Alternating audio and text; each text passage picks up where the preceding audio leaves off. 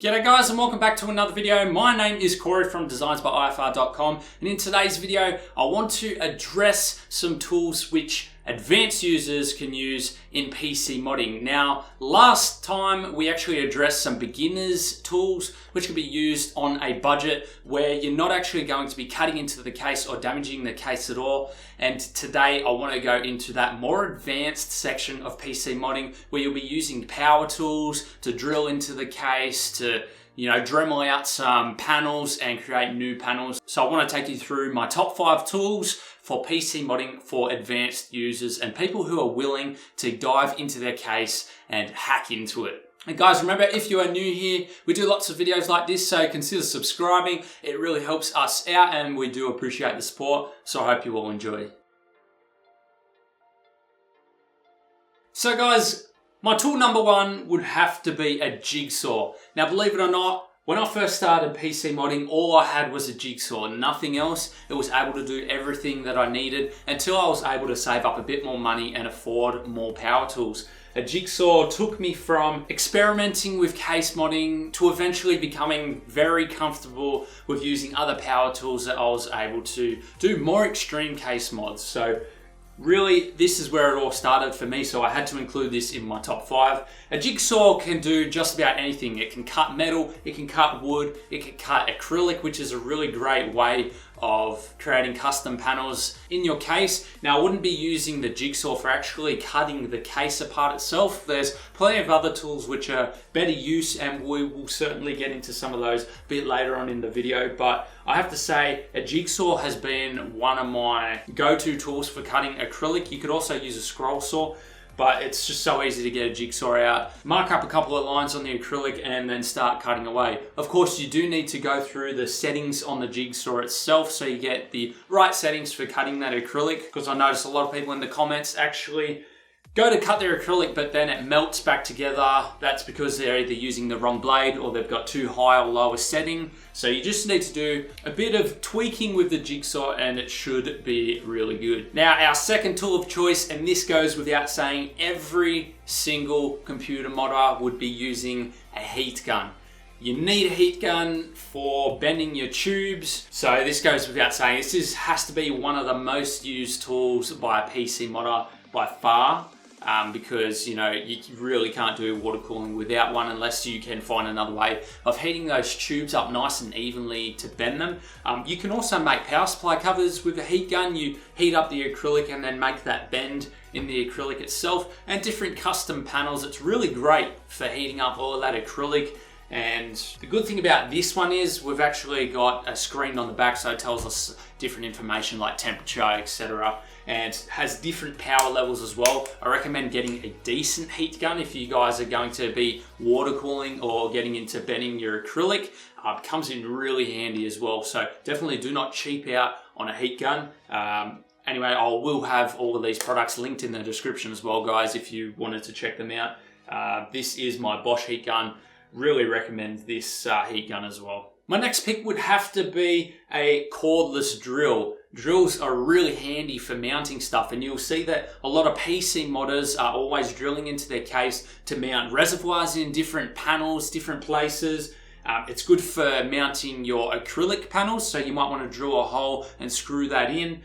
There's so many uses for drills, so I'd have to recommend this definitely in my top 5 list. Drilling holes is probably one of the most common things that you'll do. And also you can drill holes out where you put the bulkhead fittings, and that basically makes your water cooling tubes go through the panels. So you'll add the fitting onto the top, drill that out, and yeah, so there's many uses for a drill. Definitely recommend picking one up for an advanced user. Now, I'm sure plenty of you guys have seen me use this tool quite a few times. This is called a grinder, and I think a grinder is really a great addition to the top 5. The reason I want to include this is because it really gets into the metal. It cuts it so fast. It just makes work so much quicker. And these discs, they last a long time as well.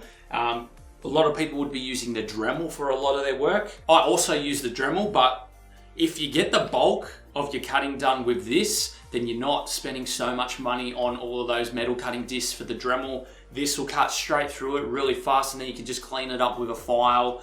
And yeah, it's got so many uses. And the good thing about this as well is you can get grinding discs. So if you've been welding or anything like that, you put the grinding disc on, you weld back those tack welds and just make a really nice smooth surface. So it's good for cleaning up and it's good for cutting as well. And it obviously speeds up your work so much faster and gets the job done a lot quicker. Definitely with all of these tools as well, guys, please wear safety glasses. A lot of specks of metal will be going flying everywhere. You don't want to get any of this in your eyes because it will end up to a trip to the doctors. And if you do not know how to use these tools, please look up some guides or just get some guidance from your parents or someone who does have experience with these tools.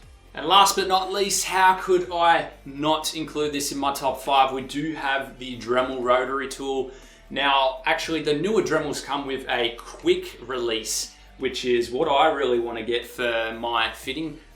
Good thing about Dremels is they can get into really tight spaces. So after I've finished with the angle grinder, there's some places that it might not be able to reach because of how confined or how acute the angle is. So I could get the Dremel cutting disc on there and get into those tight spaces. You can do filing with this as well. You could put a grinding stone disc on there and you can grind away at a lot of the cases. You can do engraving with the Dremel.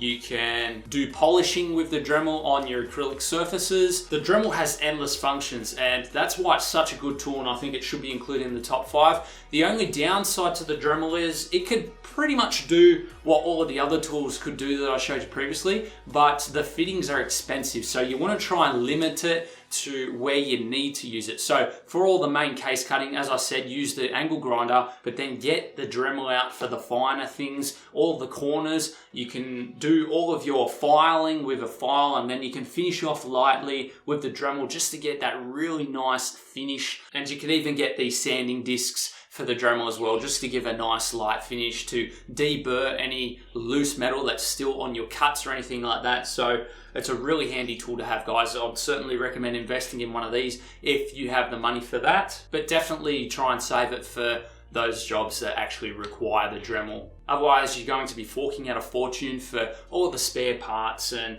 discs and everything like that. Okay guys, I wanted to add in a bonus tools because I've been talking about this so much in the video, and everything that I've talked about has to do with metal, and files are basically the cheapest and best way that you could clean up metal. You don't have to replace them for ages. They're not like discs. They can't really break. They will clean up the metal panels that you cut out. So very nicely. I've got a set here, so there's different sizes and shapes that can get into corners and everything like that. But definitely get yourself a set of files if you're going to be working with the case. Again, cases are primarily metal, so it makes sense to have a set of files.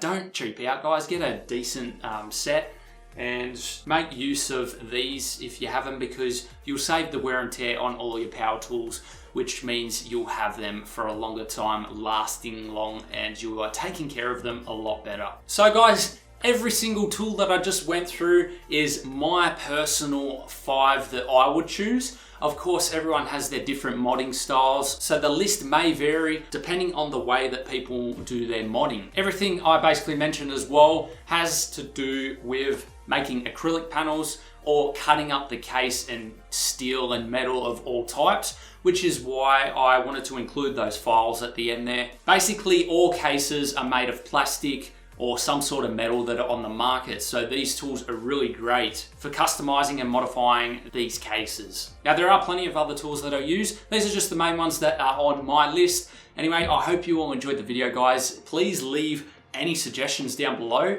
Is there any tools that you would like to include on that list that I did not mention? What other tools do you guys use? There's lots of other tools that I have that I use, but I feel like I use these more than the other tools. So this is my top 5 list. Anyway, I hope you all enjoyed the video. Remember to like, comment down below, and check out other videos on the channel, guys. We've got lots of videos like this, custom PCs, water cooling guides, and DIY modding guides, and of course reviews. And consider subscribing. It really helps us out, guys. We're almost at that 50K mark, and definitely check out our Facebook page, almost at that 20K mark as well. Your support is appreciated, and we'll see you guys in the next one.